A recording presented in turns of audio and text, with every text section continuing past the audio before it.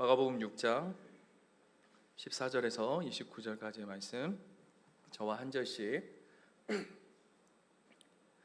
교독하겠습니다. 이에 예수의 이름이 드러난지라 헤롯 왕이 듣고 이르되 이는 세례 요한이 죽은 자 가운데서 살아났도다. 그러므로 이런 능력이 그 속에서 일어나느니라 하고,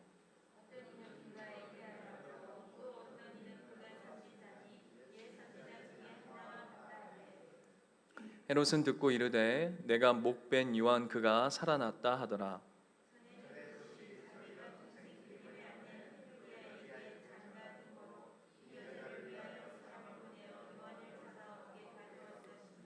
이는 요한이 헤롯에게 말하되 동생의 아내를 취한 것이 옳지 않다 하였음이라.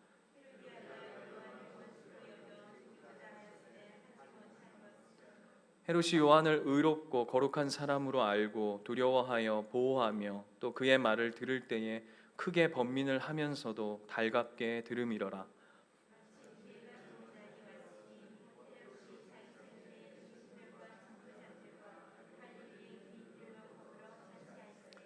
헤로디아의 딸이 친히 들어와 춤을 추어 헤롯과 그에 함께 앉은 자들에게 기쁘게 한지라. 왕이 그 소녀에게 이르되 무엇이든지 내가 원하는 것을 내게 구하라 내가 주리라 하고,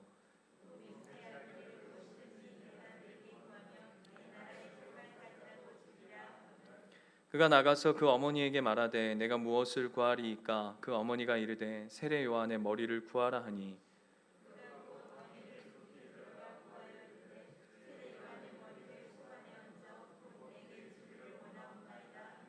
왕이 심히 근심하나 자기가 맹세한 것과 그 앉은 자들을 인하여 그를 거절할 수 없는지라.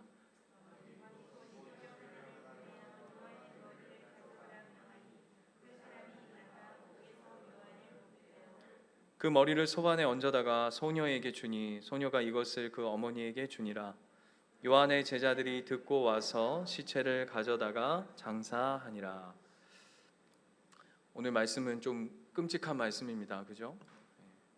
제가 그 신학교 시절에 한 분 목사님 이렇게 설교를 이렇게 듣고 있는데, 여러분 아시는 그 솜사탕 목사님이 저한테 그런 말씀을 하셨어요. 전사님, 자네 이거 왜 이분 설교를 듣고 있나 이렇게 물으시더라고요. 그 당시에 그분이 굉장히 유명한 분이셨습니다. 그래서 왜 듣나 이러는데 설교를 왜 들을까? 뭐 당연한 거 아니겠어요. 그냥 그 별로 할 말이 없어서 그냥 이렇게 머뭇머뭇대고 있으니까 목사님 이런 얘기를 하셨어요. 유명세를 가지고 설교를 듣지 말라고. 그 사람이 얼마나 유명하냐가 중요한 게 아니라 어떤 메시지를 정하느냐, 그것이 진짜 하나님 성경적인 메시지들을 정하느냐, 특히 전도사들한테는 그게 굉장히 중요하다. 분별할 수 있는 힘을 키워야 된다. 그 당시에는 제가 어떤 생각을 했냐면, 우리 목사님이 그 목사님 싫어하시나 보다.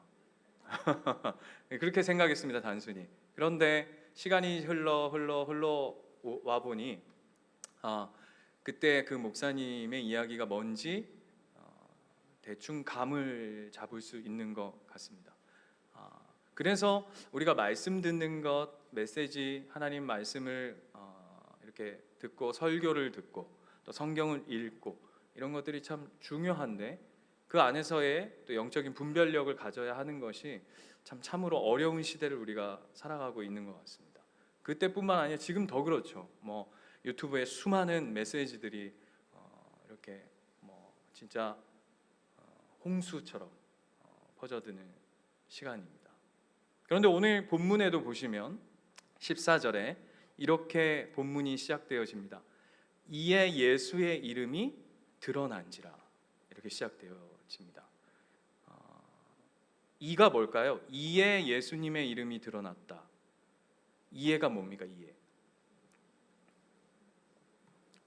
가깝게는 뭐죠?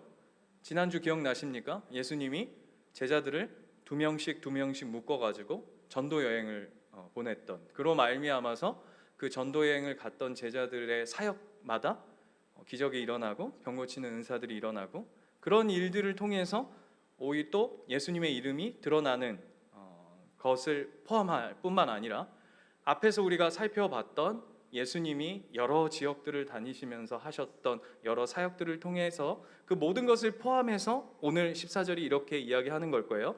이에 예수님의 이름이 드러났다. 그 안에는 능력, 기적, 치유, 이런 내용들이 다 담겨 있을 것입니다. 그런데 오늘 본문을 우리가 이렇게 읽어보면 좀 특이한 점이 있는데, 오늘 이야기는 예수님으로 시작되어집니다. 그죠?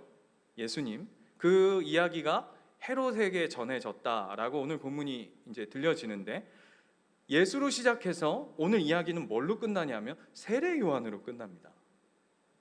이야기가 예수에서 예수로 이어지거나 세례 요한에서 세례 요한으로 이어지는 게 아니라 예수로 시작하고 세례 요한으로 끝나는 특이한 어떤 점들을 우리가 보게 되어집니다. 그렇다는 건 오늘 이 저자 마가가 이 말씀을 통해서 특별히 예수님으로 시작해서 세례 요한의 이야기로 마무리되어지는, 더 노골적으로 얘기하자면 예수님 이야기 속에 세례 요한을 끄집고 와서 마가가 전달하고 싶은 이야기가 있다는 것이겠죠.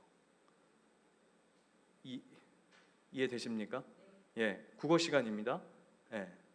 그래서 오늘 그 이야기를 한 절 한 절 좀 쫓아가 보면 좋을 것 같습니다. 오늘 본문에 보면 20절에 이렇게 되어 있습니다. 20절에 헤롯이 요한에 대해서 이렇게 평가합니다. 의롭고 거룩한 사람으로 알고 두려워하여 그를 보호하였답니다. 그리고 그의 말을 들을 때에 크게 번민하면서도 달갑게 들었습니다 라고 얘기합니다. 이때 세례 요한은 우리가 마가복음 처음 시작할 때 기억나실지 모르겠지만, 마가가 이 복음의 복음됨을 설명할 때에 가장 앞장 세웠던 사람이 누구였냐면 세례 요한입니다. 기억나십니까? 너무 오래됐죠? 세례 요한이었는데, 그때 보면 어떤 사람이었어요? 광야에 외치는 소리라고 하면서 이런 그 메뚜기와 석청을 먹어가고, 그죠? 낙대 털옷을 입고 아주 그냥 뭐라고 해야 될까요? 이렇게 야인 같고, 또 그러면서도 아주 그냥 그 이스라엘 백성들에게 하나님의 이 천둥 번개와 같은 이 말씀을 그냥 꽝꽝 때려서, 그래서 많은 이스라엘 백성들에게 존중받고 존경받는 어떤 선지자, 그리고는 그 역할이 예수님이 오실 길을 예비하는 자, 시대를 깨우는 자, 그런 사람이었죠. 그 영향력이 누구에게까지 오늘 미쳤다라고 얘기하냐 하면 바로 헤롯에게까지 미쳤다는 것입니다.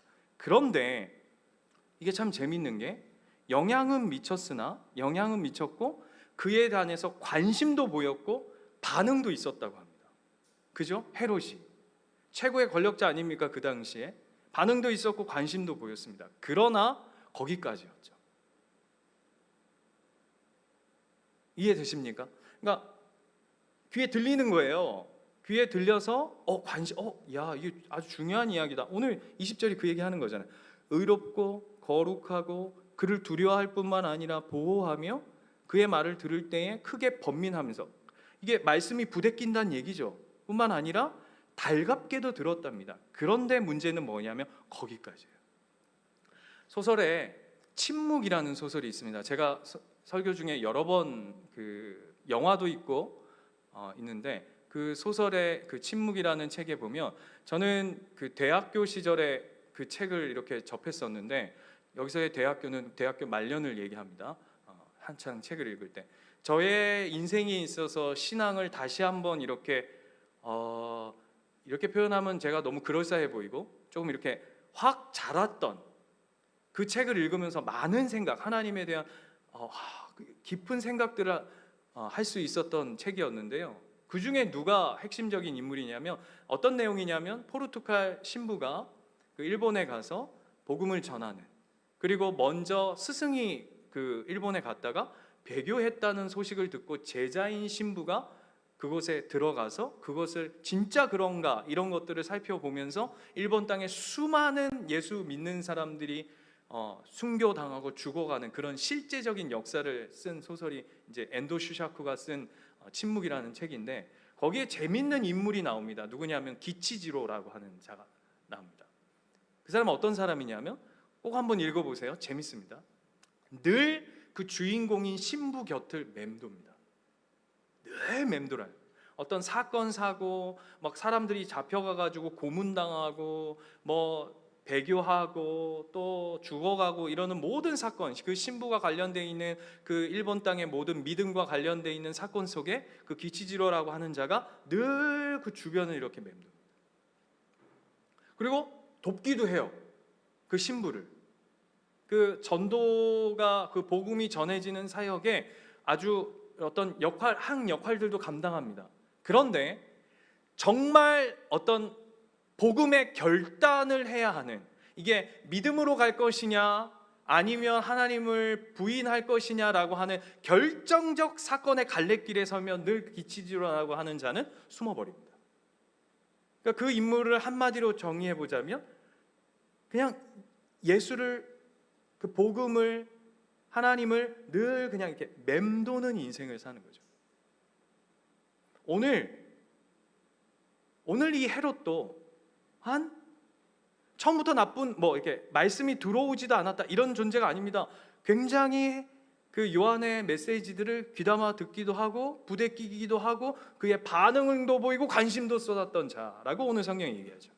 여러분 기억나실지 모르겠지만 마가복음 4장으로 한번 잠깐만 넘어가 볼까요? 이런 이야기를 우리가 이미 한번 다뤘습니다. 언제 다뤘죠? 지금 답을 주고 질문합니다. 마가복음 4장 기억나십니까? 뭐죠? 4가지 밭에 뿌려진 씨앗 이야기 기억나세요? 복음이 뿌려졌으나 4가지 밭, 돌짝밭, 가시떨기 이래가지고 복음이 떨어졌으나 그것이 결실하지 못하는, 그냥 복음의 주변부만 이렇게 돌다가 다 말라버리는 모습들을 우리가 4장에서 이미 보았습니다. 기억나시죠? 기억나셔 주셔야 됩니다. 네, 감사합니다. 이 말씀, 예수님이 4가지 밭의 비유를 통해서 하셨던 그 얘기의 실제판이 누구냐? 바로 헤롯인 거죠. 들려요? 또 뿌려져요. 그러나 말라버리고 결실하지 못하는. 그래서 기억나세요? 유혹도 있고 고난도 있고 환난도 있고 새들이 와서 집어먹기도 하고 하는 그 모든 것이 포함되어져서 결국은 어떤 삶이냐 하면 예수로 결실하지 못하는 삶의 모습을 우리가 4가지 밭의 비유를 통해서 우리가 살폈죠. 그 실제판, 그 실사판이 누구냐 하면 오늘 이 인간인 거죠. 누굽니까? 헤롯. 여러분, 이런 사람이 또 있습니다. 예수님 근처에. 누굽니까? 가룟 유다. 그죠? 가룟 유다가 어떤 존재죠? 예수님 12 제자 중에 한 명입니다. 굉장한 거 아닙니까? 그죠? 그러면서도 아주 중요한 역할들도 맡았어요. 어떤 거죠? 그렇죠. 돈을 관리한다는 건 굉장히 중요한 역할이잖아요. 그걸 맡았고, 사역도 예수님하고 공생애를 함께 늘, 그리고 기적도 보고 이적도 보고 예수님과 수많은 사역들을 체험했습니다. 그러나 결론이 어떤 인생으로 결론 났죠? 결국 예수 없는 인생. 오늘 이 헤롯을 성경이 어떻게 묘사하고 있냐면, 관심도 있고 반응도 있고 기치지로나 가룟 유다와 같이 함께 하지만 결론은 예수 없는 삶으로 기결되어져 버리는 그런 모습들을 우리가 보게 되어지는 것이죠. 여러분, 우리의 삶은 어떻습니까? 우리도요, 보세요, 말씀 참 좋아합니다. 그죠? 여러분 지금 FC별로 지금 신약 통독 열심히 하고 계시죠? 눈을 반짝여 주셔야 됩니다. 제가 불안하지 않도록 열심히 하고 계실 텐데, 우리도 말씀 참 좋아합니다. 그리고 즐겨합니다. 그러지 않아요? 즐겨해요.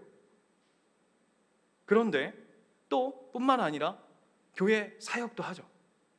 일도 하죠. 그런데 예수 주변만 맴돌고 있는 인생은 아닌가? 수많은 일도 하고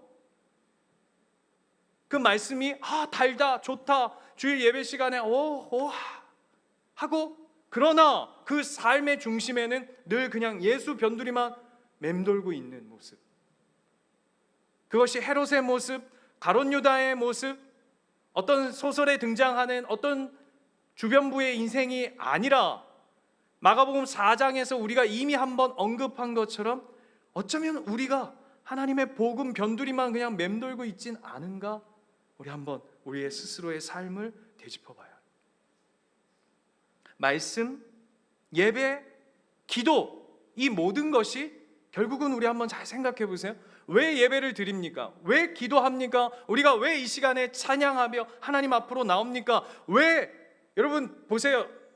여러분 집에서 유튜브 틀면 훨씬 좋은 강의들, 훨씬 좋은 교훈들, 여러분의 마음을 시원케 하고 여러분의 귀를 즐겁게 하고 여러분의 눈을 아주 그냥 사로잡을 수많은 컨텐츠들이 수두룩합니다. 그럼에도 불구하고 우리가 구별된 시간에 이 자리에 모여서 하나님 말씀 앞에 귀 기울이고 하는 이유는 그저 어떤 단어가 좋아서, 분위기가 좋아서,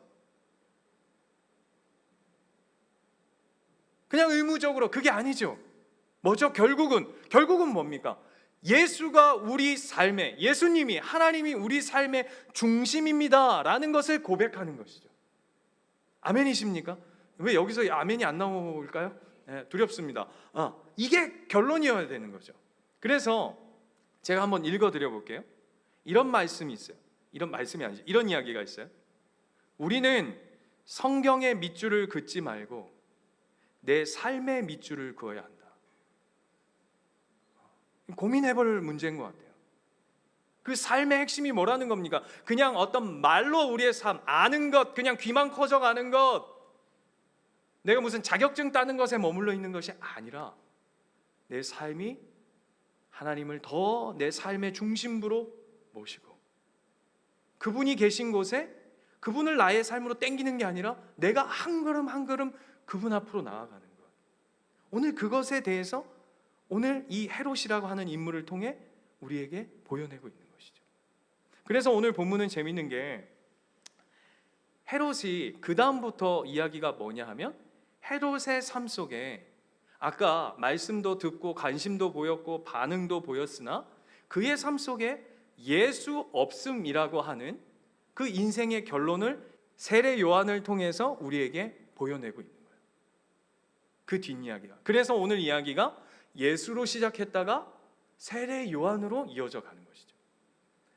다시 한번 정리해 보세요. 오늘 이 세례 요한, 후반부에 나오는 이 세례 요한의 그 죽음, 특별히 그 목이 날아가는 그 죽음의 이야기를 통해서 헤롯의 삶 속에 관심도 있었고 반응도 있었으나 그의 인생이 예수를 그냥 맴돌고 겉도는 인생이지 예수가 그의 삶 속에 주인으로 자리하진 않았다라는 것을 오늘 우리에게 보여주는 장면인 것이에요. 그래서 21절 한번 가볼까요? 21절에 가면 이렇게 되어 있어요. 마침 기회가 좋은 날이 왔으니. 무슨 기회죠? 성경이 재밌어요. 마침 기회가 좋은 날이 왔으니 곧 헤롯이 자기 생일에 잔치를 벌입니다. 그래서 많은 손님들을 초대합니다. 그리고는 성대한 파티를 벌리죠. 그리고는 22절 보시면 거기에 헤로디아, 여러분 이 헤로디아가 누구냐 하면 동생 헤롯 빌립, 그게 동생입니다. 이 여기에 나오는 헤롯의 동생의 아내를 취해서 낳은 딸입니다. 헤로디아, 그리고 헤로디아의 여기 부인이고, 헤로디아는 부인이고 헤로디아의 딸이 거기서 춤을 춥니다. 댄스 파티를 벌였던 것 같아요. 딸의 무용이 아주 빼어났나 봅니다. 그랬더니 아버지가 수많은 사람, 그냥 아버지만 뿅 간 게 아니라 거기에 함께 있었던 모든 손님들도 그냥 뿅 간 거죠. 그래서 뭐라고 얘기합니까? 내가 내 나라의 절반이라도 너에게 주겠다. 네 소원이 뭐냐? 뭐 줄까? 이렇게 물은 겁니다. 그랬더니 뭐라고 하죠? 여보세요. 지금 세례 요한 엄마한테 물은 거예요. 엄마, 아빠가 지금 이제 됐어. 우리 작전대로 됐어. 뭐 달라 그럴까요? 그랬더니 가서 얘기해라. 세례 요한의 목을 달라고. 그래서 딸이 아버지한테 와서 세례 요한의 목을 주십시오라고 얘기합니다. 그랬더니 26절 보세요. 26절에 뭐라고 되어 있죠? 왕이 심히 근심하나. 여러분 왜 근심하는지 아시겠죠? 네, 여러 근심들이 쌓이는 거예요. 나름 반응도 있었고 나름 관심도 있었던 그리고 이스라엘 백성들에게 영향력도 있는 세례 요한. 쉽지 않죠. 그렇지 않습니까? 네. 그런데 그럼에도 불구하고 오늘 26절에 보면 왕이 심히 근심하나 자기가 맹세한 것과 바꿔서 얘기하면 뭘까요? 자존심. 그리고 그 앉은 자들로 인하여 그를 거절할 수 없는지라. 여 안에 세 가지가 다 들어가 있어요. 첫 번째, 딸과 했던 약속. 그다음에 자기의 자존심. 세 번째 뭡니까? 체면. 그죠? 그래서 어떻게 하죠? 예? 참 저는 여기가 너무 힘듭니다. 여러분 어떠세요? 28절이요. 그 머리를 소반에 얹어다가 소녀에게 주니 소녀가 이것을 그 어머니에게 주니라. 우리는 성경을 읽으면 우린 너무 익숙해요. 이런 장면들이 별로 이렇게 첫 번째 끔찍하지도 않고 두 번째 크게 이게 놀라지도 않습니다. 여러분 이거 바꿔서 한번 해볼까요? 어느 날 밖에서 잔치를 했는데 뭘 줄까 이랬더니 전신욱 목사의 목을 주십시오. 이래서 어느 날 여러분이 예배드리고 나갔더니 제 목이 소반에 담겨가지고 이렇게 이래도 안 놀래네. 이거 어떻게 해야 되는 거죠? 너무 끔찍하잖아요. 여러분 이게 우리 일이라고 한번 생각해 보세요. 저와 여러분이 요한과 조금이라도 이 세례 요한과 조금이라도 어떤 관계가 있는 사람, 아니 가족, 제자 그런 관계라면 이거 소녀가 춤사위 한 번에 나 기가 막혀요. 이 본문을 읽으면 예전에는 그냥 넘어갔어요. 그냥 죽었나 보다, 목 달아났나 보다 했는데 이제 이게 사역을 하고 저 아직 30대지만 사역을 이렇게 하면서 비웃어 주세요. 농담인데 또 진담으로 들으실라. 아무튼 사역을 하면서 이 본문을 보면 볼수록 뭐가 이게 덜컥덜컥 걸려요. 여러분 한번 생각해 보세요. 그냥 소녀 하나의 춤사위잖아요. 춤사위. 그냥 기쁨으로 하는 거 아닙니까? 그냥 누구를 즐겁게 하자고 하는 그냥 춤 아니에요? 우리 예를 들면 수련회 가서 우리 장기자랑 할 거잖아요. 예를 들면 그냥 장기자랑이라는 건 그냥 우리끼리의 흥을 돋구는, 흥을 돋군다는 말 안 되지. 우리가 한 가족이고 감사의 어떤 축제를 하나님 앞에 올려드려 이런 건데 이걸 빌미로 한 사람의 목이 달아난다? 이해가 되세요? 난 이해가 안 돼요. 더 이해 안 되는 게 뭔지 아세요? 자 보세요. 헤롯이 자기 딸이 준 기쁨 때문에 이 일을 벌여요. 그죠? 아버지로서. 그러면 세례 요한의 아버지는 뭐 하시는 거예요? 세례 요한의 아버지가 누구십니까? 하나님이시잖아요.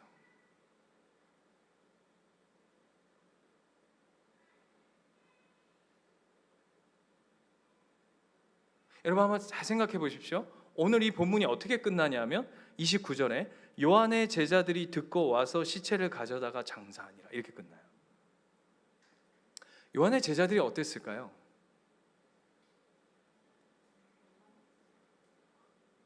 허망. 그리고 그런 생각 안 들었을까요? 하나님 뭐 하시는 거죠? 아니 저 인간 헤롯도 자기한테 딸이 기쁨을 줬다고 해서 그 기쁨에 상당하는 선물을 주신댄다. 선물을 주는 이 꼬라지를 하면서 요한의 목을 날리는데 우리 살아계신 하나님, 전능하신 하나님, 오늘 본문 안에 우리가 마가복음 1장에서부터 5장까지 수많은 하나님의 역사들을 우리가 다 봤잖아요. 기적도 보고 죽은 자도 살리게 하셨고 병든 자도 고치셨고 눈먼 자도 뜨고 앉은 맹이도 걷고 물고기 물도 잔잔케 하셨던 그분이 오늘 아들이 죽는데, 아들이 그것도 소녀 춤사위 하나에 그냥 비참하게 모가지가 날아가는데 살아계신 하나님은 뭐 하시냐고요?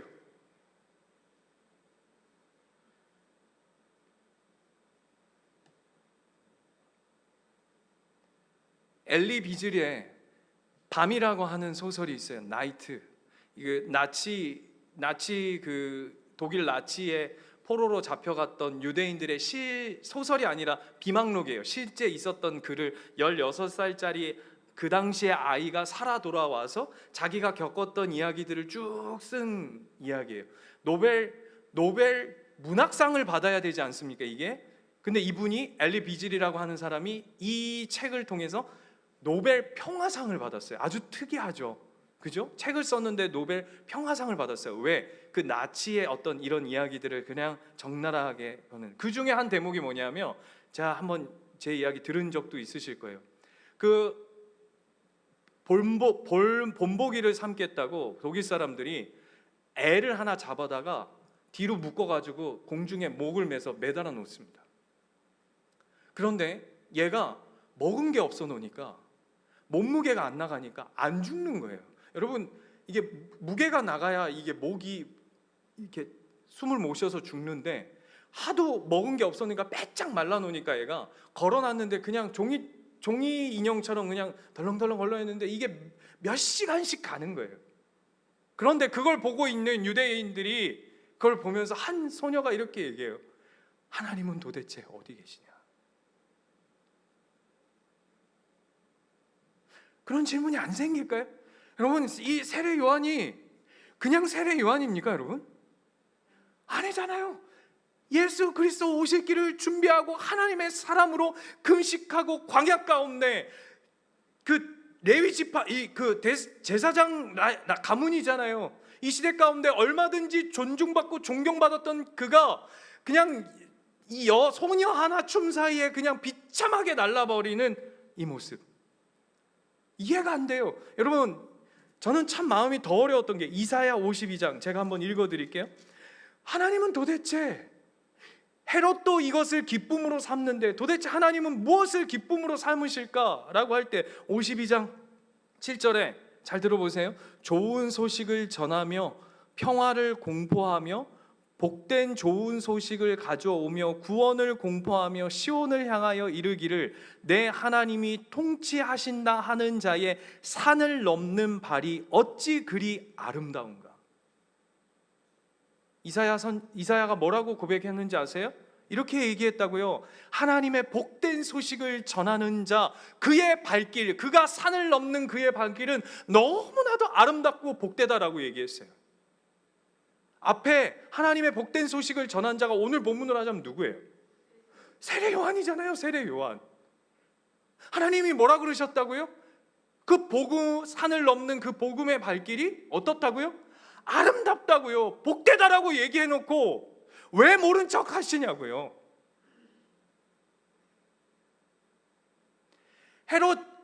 헤롯도 아비된 자기 자존심과 자기 체면 때문에 이 일을 진행한다면 우리 살아계신 우리 하나님에게도 하나님의 체면과 자존심이 있으시잖아요. 그런데 왜 요한이 이렇게 비참하게 목이 날아가는 이 순간에는 아무것도 안 하시냐고요. 저는 이게 이해가 안 돼요. 여러분, 이게 그냥 세례 요한만의 일이 아니잖아요. 여러분, 우리의 삶을 보세요. 하나님 모르는 사람은요, 아프던 것도 잘 나요. 안 그래요, 여러분? 호의호식 하면서 살아요. 우리는요, 우리 열심히 기도하잖아요. 주님, 아프신 분들 어때요? 하나님 좀 살려주십시오. 하나님 좀 낫게 해주십시오. 우리 얼마나 이런 기도합니까? 근데 왜 이렇게 잘 안 나? 낫기는커녕 더 아파. 이게 환장할 것 같지 않아요?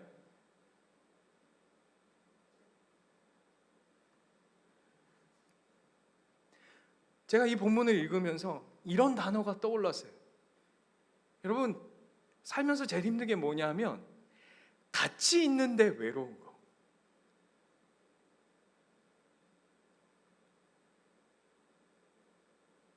이게 사람 미치게 하는 거거든요. 함께 있는데 외로운 거.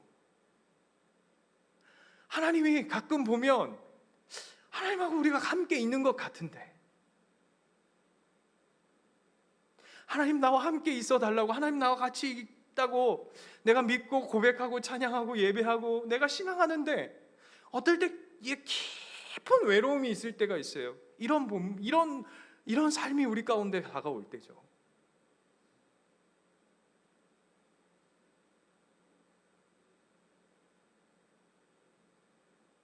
이게 미치는 거 아닙니까? 근데 이게 이렇게 끝난다면 제가 이걸 설교를 못 하겠죠. 그럼 나는 그냥 이 하나님 앞에 이 의문과 반감과 하나님 나쁜 분 이렇게만 하고 이 오늘 설교가 끝나면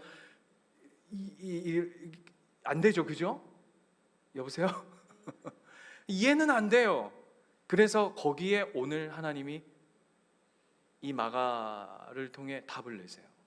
그게 뭐냐 하면, 아까 제가 말씀드렸어요. 마가복음의 특징이 뭐냐 하면 구조예요. 구조. 이야기를 써가는 구조가 아주 독특한 형식을 가지고 있어요. 자, 보세요. 오늘 이야기가 세례 요한의 죽음으로 끝나요. 그렇죠? 죽음으로 끝나요. 그런데 이 이야기는 언제 이야기죠? 지금 이야기가 아니잖아요. 이미, 자 보세요. 어디 있죠? 16절 보세요. 16절. 헤롯은 듣고 이르되 내가 목벤 요한 그가 살아났다 하더라 라고 얘기해서 이 이야기는 과거예요. 맞습니까? 과거형이라. 이미 세례 요한은 죽은 이야기예요. 그걸 마가가 예수님과 헤롯 이야기를 끄집어내면서 과거를 다시금 회상시키는 거예요. 맞습니까? 지금 이해되고 계신 거죠? 이게 굉장히 중요해요, 여러분. 과거를 확 끄집고 오는 거예요. 그 과거의 이야기가 뭐냐면 비참한 죽음. 세례 요한의 그냥 이 세상에 와서 어떻게 저렇게 살다가 죽을 수 있을까? 그것도 이사야의 고백처럼 가장 복되다라고 아름답다고 얘기했건만 하나님은 뭐 하시나라고 얘기할 정도로 그냥 비참하게 꺼져버렸던 그의 이야기를 오늘 마가가 이 6장에 다시금 예수 이야기를 하면서 훅 끌고 온다고요. 그게 뭘까요?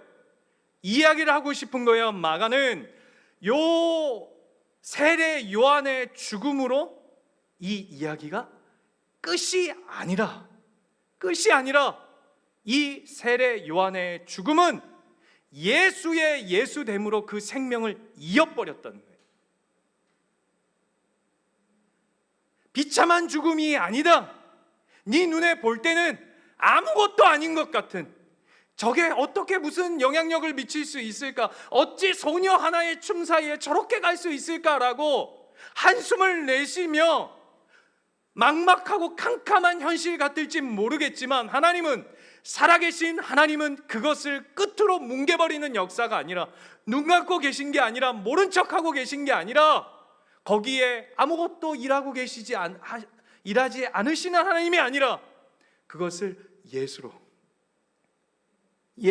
그래서 오늘 14절 다시 돌아가 보세요. 이에 예수의 이름이 드러난지라 헤롯 왕이 듣고 이르되 이는 세례 요한이 죽은 자 가운데서 살아났도다. 그러므로 이런 능력이 그 속에 일어나느니라 하고, 어떤 이는 그가 엘리야라 하고 어떤 이는 그가 선지자니 옛 선지자 중에 하나와 같다 하되 헤롯은 듣고 이르되 내가 목벤 요한 그가 살아났다 하더라. 어떻게 하신 거라고요? 하나님이 그 비참한 세례 요한의 죽음을 예수에게 갖다 이으신 거예요. 이게 하나님 우리에게 답으로 보여주시는 장면인 거예요. 제가 오늘 옛날 이야기를 여러 번 하는데, 여러분 창끝이라고 하는 영화 아십니까? 들어보셨어요? 창끝. 네. 엔드 오브 스피어라고 해가지고 그 짐 엘리엇, 제가 한번 예전에 소개했던, 아무도 기억을 못 하시는 눈빛이고, 29살에 그 에콰도르 요즘에 이렇게 아까비도 아니고 무슨 그 식인종 그 민족에 가서 복음 전하다가 내리자마자 비행기에서 물품, 그동안은 막 비행기 돌면서 거기에 원주민들이 있는가 막 살피고 막 그러다가 거기 지역에다 선물도 주고 먹을 것도 이렇게 내려주다가 드디어 그곳에 사람 민족이 그 종족이 있는 걸 발견하고 강가에 내렸다가 창에 맞아서 그냥 죽거든요. 29살 청년, 젊은 청년은 아니죠. 결혼을 했으니까. 젊은 선교사들이 무려 5명이나 아무것도 못하고 예수의 예자 그냥 나는 당신의 친구입니다 이 한마디 하고 그냥 다 죽었어요. 그래서 그 당시에 영국의 대서특필했습니다. 뭐라고 그랬죠? 기억나세요? 그냥 낭비라고, 낭비. 아주 우리 이 시대의 중요한 엘리트들을 다 낭비했다. 대서특필했어요. 근데 어떤 일이 벌어졌습니까? 5년 후에 그 짐 엘리엇 아내였던 그 선교사가 아들을 데리고 그곳에 들어가죠. 그리고 그 땅이 하나님의 복음의 땅으로 변화되어지는 것을 봅니다. 그런데 이 이야기는 아마 다 아실 거예요. 그런데 그 영화에 보면 이 대목이 있어요.